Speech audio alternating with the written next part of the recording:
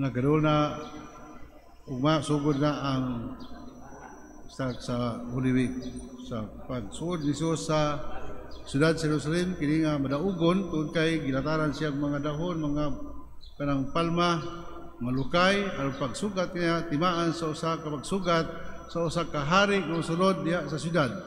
At the same time, kining madaugon niya pagsulod ni Jesus sa Jerusalem usab ang madugoong hitabo kaniya di siya didto gisakit, gisalikway gisakit og diha nga panahonan niyang simnaha siya gipatay og dito siya kilubong sa gawas sa paril sa siyudad sa Jerusalem.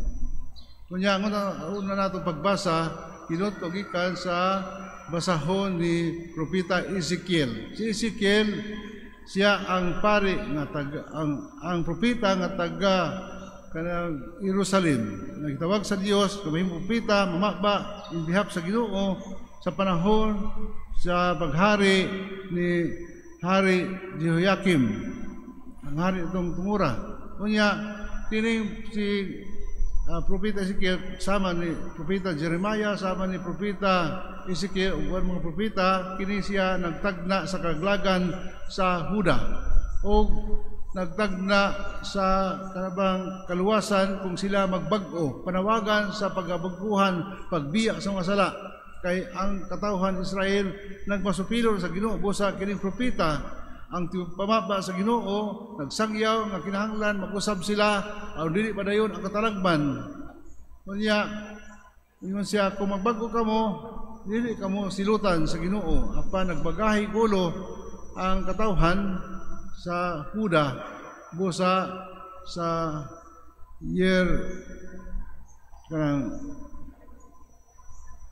di maka sinabot ang mga scholars o nag-diskute ning usa nga tuig year 587 na mo pagsulong sa sundalo sa Babylonia kanang bag-o nga mitumaw nga kanabang imperyo human sa Assyrian Empire. Kaya Assyrian Empire ang Northern Kingdom man then kining maong nagpuli sa Assyrian Empire nga mao ang Babylonia nga mao na pod ang musulong sa Southern Kingdom na capital of Judah Jerusalem. So muna sulungon siya.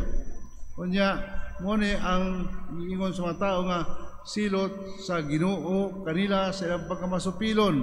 Usa gibihag sila didto sa Babylonia. Exile sila for 70 years. Matod pa sa uban sumala sa kanang basahon sa unang basahon sa Kronikas o sa basahon sa ni propeta Jeremiah. Kunya, ang ba yun, 50 years. 587, then gipagawa sila ni King Cyrus the Great in the year 537. So 50 years ang ilang quarantine dito, aron sila makinuglog. Unsa ang rason nga no dito sila nabutang, naglisod, walay hari, walay pari, walay templo. Ihaw sila sa yuta nga ilang ipuy-an ang Huda. Kunya, wala na sila templo, giguba man pagsulong sa Babylonia. Muna nga itagna sabi ni propeta Ezekiel, apil siya sa batch sa pag-exile dito, pagdala deportation ngadto sa Babylonia. Usa siya hangtod dito ra siya namatay. The cause of death unknown. Masa dito siya kay ang Ginoo sama siya sa usa ka magbalantay sa karnero at timanunia ang iyang panahon. Sa Salmo responsorio mingon niya kanang gibantayan ako sa Ginoo sama sa usa ka magbalantay sa karnero nga magbantay kanako. Dato pa nagbantay ang Ginoo sa katawhan nga pinili pinaagi sa mga propeta sa pagpahinumdom kanila sa kasabutan nga ako ang Ginoo, kamo ang katawhan. Kung kamo ang katawhan, di kamo pasagdan. Kamo ubos sa akong panalangin, kamo ubos sa akong kanang pag-amping, protection. So muna ang mga kung naagali, haing gali ang mga katawhan sa Israel, tuwa ang propeta na magpahinumdom sa kasabutan na sila wala pasagdi sa Ginoo. Do ang mga tao ilang pagsabot, gipasagdan sila sa Ginoo, sa diyang gibihag sila sa taga Babylonia. Kunya, ingon nga ang Ginoo sama sa akong permitan ako ipaambit nga ang Ginoo musilot sa pagdisiplina siyang pinanggang katawhan mogamit siya kaaway. Muna si King Nebuchadnezzar ang hari na itong tungura sa pagbihag kanila, hari sa kanabang Babylonia. O dito nag-anto sila. The scholars would say 70 years ang ilang exile, pero sa uban scholars mingon niya 50 years in view of the rebuilding of the temple, the second temple in Jerusalem. So either 70 or 50 years, basta ang tinuod niya dito sila 70 or 70 years, it doesn't matter kung unsa ang tinuod nga number sa ilang tuig dito nga nabihag sila. Na muna nga dili pasagdan sa Ginoo, sama siya so sa magbalantay sa karnero nga muamping sa iyang panon. So iyang pasiguro kana muna nga sa dihang nag-amgo na ang katawhan diha sa ilang sala nga nabuhat busa ang Ginoo nakadesider nga mogamit siya kaaway aron pagpukan sa iyang kaaway aron luwason ang iyang katawhan nga gipangga mo ang Israel. Busa pag-abot ni King Cyrus the Great, and this time ang Persian Empire ang may kusog gamahanan sulong ang Babylonia gi-overcome ang Babylonian Empire. Napili sila naghari King Cyrus the Great, Persian king. Muna gibuhian sa hari sa Persia kini mga Israelihanon balik ngadto sa ilang lugar kay nga naman ang ilang religion walay ulipon. Busa di sila gusto ulipon, ang ulipon sa Babylonia katong na-exile pabalik dito sa ilang yuta aron magkahiusa aron pag-rebuild sa temple nga guba sa Babylonia. So muna ang nagpinas ini ang governor assigned by King Cyrus the Great nga under man ang province of Israel sa Syria. Kanito kay Syria usahay mo sentro. Unya muna nga ang katumanan sa panagna ni propeta Ezekiel, ang katumanan sa atong salmo nga ang Ginoo magbalantay nga mubantay siyang panon anaa kang Hesus ang tinuod nga magbalantay nga sa dihang i-implement na niya ang plano sa Ginoo alang sa kaluwasan sa katawhan dunay oposisyon sa katilingban labi na ang haring hutong sa katilingban nga mao ang mga Parisiyo nga mao'y translator o interpreter sa balaod ni Moises o kining mga pangulong pari at the time ang tuig mo si Pangulong Pari Caiphas. Mo dito doon na sila council, Supreme Court nga ilang the highest court sa ilang nasod nga mao nga mo decider kung unsa ang national issue, kung sa buhaton kung dunay mga krisis nga may tabo, mo sa compose siya sa mga kining Sanhedrin that is the Supreme Court of the Jews nga composed of the lawyers, kriba, ang mga Parisiyo, mga pari, pangulong pari, padiha ng mga elders. Muna ang nag-compose sa Supreme Court, sila mag-decide kung dakpor o sa tao, sila mag-decide. Kung patyon o sa tao, sila mag-decide. Kini nga mao nga korte, Supreme Court sa kanang mga Diyo, ang Sanhedrin. Unya diha sa ilang pagkita nila nga ang gibuhat ni Jesus nagsugod ato ebanghelyo karon nga human si Jesus dito gikan kang Maria naigsuon ni Lazaro, so ni Marta dito siya bisita, niduaw siya kay nakamatkon siya, nabalita siya nga namatay si Lazaro. Kunya iyang suod nga higala ang pamilya labi na sa Lazaro nga igigugma apan wala man siya samtang masakiton pa si Lazaro, wala man siya manha. Nanha siya sa upat na kaadlaw ang milabay. Sato babaho na kung wala ilay kanang proseso sa embalming, babaho na. Pero gituyo sa Ginoo nga namatay si Lazaro aron mutumaw ang iyang gahom nga gikan samahan itugyan kaniya. Muna ang mga Parisiyo kanang mga Sadusiyo o kini magtutudlo sa balaod nga mao mga influential people sa ilang komunidad, mao na suko sila nga dili not so much on the blasphemy, issue on blasphemy.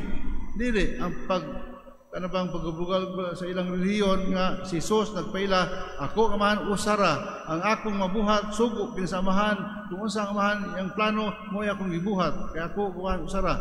That is blasphemous statement para sa mga Hudiyo nga usaray Dios busa ang magpaka-Dios patyon stoning to death. Muna yung punishment, ang capital punishment, ang magpaka-Diyos. Busa si Jesus, kanunay ilang planuhan, pagpatay, apan makaipsot yapon si Jesus kay dili pa iyang panahon. Unya, protected siya sa mga tao nga nagtuo kaniya. Daghay ang nakabig tungod sa iyang mga milagro nga buhat. Ang pagsangyaw sa mga Parisiyo, magtudlo sa blaod, walay epekto sa tao. Ano man, at one time, dito sa Nazareth, si Jesus nagsangyaw, kunya mingon ng mga tao nga, niya mga pulong daw, dunay gahom. So, kwahi sa mga Parisiyo, magtudlo sa blaod, kung sila magsangyaw, walay epekto kanato. Ang iyang mga pulong, dunay kinabuhi, ang iyang pulong, dunay gahom. So, sila matandog sa pulong pagsangyaw ni Jesus. Yan ang anak si Jesus sa sinaguga sa adlaw ng pahulay. Busa dili kon sa kanang pagpanastamas sa ngalan sa Ginoo ang ilang kasuk-an mo na gamit niya legal nga kanang charge sa Ginoo, pero ang tinuod mo na sa inside sa kasing-kasing sa mga kanang Parisiyo o magtutudlo sa laod kung padayunon ni Jesus, di na putlon, di nila badlungon si Jesus, di sa ang buhat sa pagsangyaw o paghimong mga milagro, mawadaan sila og impluensya sa katawhan. Ang ilang status nga sila tinahod, ang status nga sila nakaangkon sa luxurious, sa kahimtang, sa katilingban sa Diyo, sila they were threatened by the presence of Jesus. So mura nga kinahanglan magplano sila usang pagpatay. Sanglit kay sila membro man sa Sanhedrin, nakahiusa sila diha sa pagdakop o pagpatay kang Hesus. Muna sila ka-influential sila sa Supreme Court sa mga Hudiyo. Usa di tungod kay blasphemous ang gisulti ni Jesus, usa ka tamay o pagbugal-bugal sa ilang reliyon nga nag-angkon siya Dios, kundi sila nga naa sa gahom sa katilingban, mawad-an o influensya, mawad o gahom. Kaya kung ang mga tao musunod, mununod kang Hesus, ang tanan, rebellion ang style, kay bago man ang panudlo ni Hesus. Mumitaw na sila kanunay kontra ni Hesus. Sa dihang musulot kay si Hesus, sa tinuod, sila maigo. Ningon, ang Ginoo, at time, nga kanang ang giila, nga tigbadbad, o interpret sa kanang balaod ni Moises mao ang mga Parisiyo magtudlo sa balaod kanang tumana sila sa ilang gisulti apan ayaw sunda ang ilang mga buhat kay there's a discrepancy between sa ilang pagtudlo o sa ilang buhat di magkauyon mura way gahom ang ilang gitudlo. Kay muna interpretasyon, of course, they are authorized to interpret the law of Moses, pero ang ilang kinaiya sa tao, walay epekto. Unya, ayaw sunda ang ilang gibuhat. Nasakita ni Ana ang mga Parisiyo o magtutulog sa balaod. So, kita silang pamaagi usaon pagbitik ang Hesus. Unya, diha sa ingon ni Hesus, kung ang iyong pagtuman sa balaod ni Moises sama na sa pagtuman sa mga Parisiyo o magtutudlo sa balaod na dili ka mo mahilangit. So, muna, of course, alay mga kanang pagtuman, tumana. Pero, masa may big deal ni Ana, wala man, tumanon, wako mangawat, mahilangit ako. Niya, wako manapaw, mahilangit ako. Wala akong patay, mahilangit ako. Pero gipalawom ni Jesus ang balaod. Ako sa balaod without charity. Pagtuman sa balaod, walay kaluoy. Pusa manggaling sa San Lucas, sunod kang San Mateo nga ebanghelyo nga be perfect. Hingpit ka mo, kay ngamahan sa langit hingpit.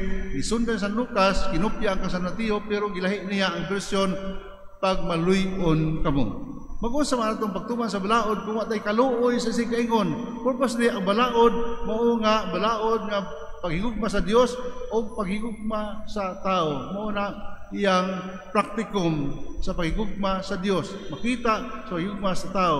Mag-usa man pagtuman sa balaod, wala man ka mangawat o wa kay dakit o bad record sa katilingban, pero wa pay pagkabana. Wala ka mangawat pero wala ka manghatag. Wala ka patay pero wala ka manghatag kinabuhi sa uban nga hapit na matay sa gutom. So unsa may naa diha, may langit ka, dili may langit kung wala kay kaluoy. Mo na suko kayo ang mga Parisiyo ini kay lahi ang ilang pag-interpret sa balaod, nga to the letter, samtang Ginoo in the spirit ang iyang pag-interpret sa balaod. Kaya siya mianhi not to destroy the law but to fulfill it. Busa atong ang katumanan sa mga panagba sa mga propeta ang gisangyaw sa mga salmo na maunaa kang Hesus ang katumanan. Pero mo lagi sa philosophy, in every action there will be a opposite reaction. Muna sa action sa Ginoo doon ay al kontra kaniya. Muna mga Parisiyo kay na hadlok sila nga kuhaan sa ilang influensya sa ilang kahimtang posisyon sa katilingban. Kung sulumon sila sa kanabang Roman soldiers kay mabungkag sila, wala na ilang pisto sa katilingban, na ilang gingkuran, na hayahay kayo, wala na.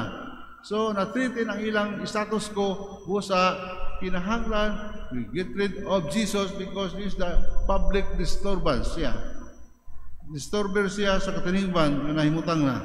Musa magali, sama ka nato, yapon, in view of our celebration of this the season of Lent, nga kita tan-aw sa magaling mo unsa man ang tinuna to motivation diha sa pag-alagad sa katilingban.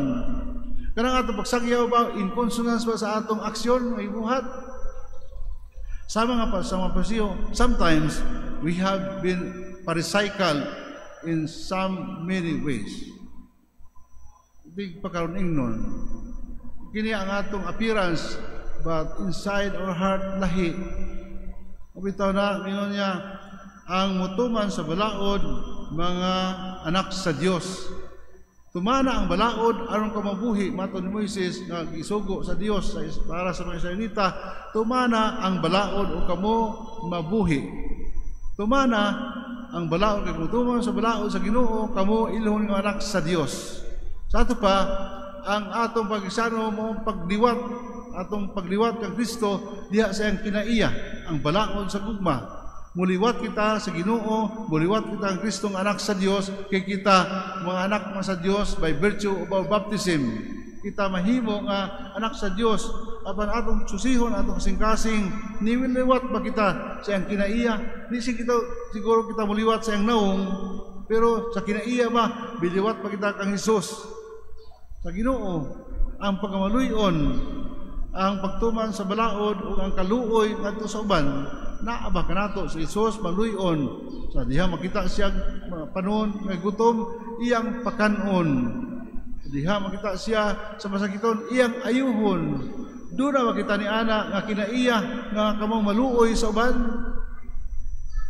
Muna ang pangutana, as we enter into the season of Lent and are about to enter the Holy Week, pangutan-a ang atong tamlag, ang atong galingon kung kita kanana ba ta in consonance ba kita sa atong pagsaulog diha sa Semana Santa, kung kita kanana ba pagkontrol, pagpugong sa atong galingon, pagpuasa sa mga butang nga sobra na nga atong gibuhat. Ina ta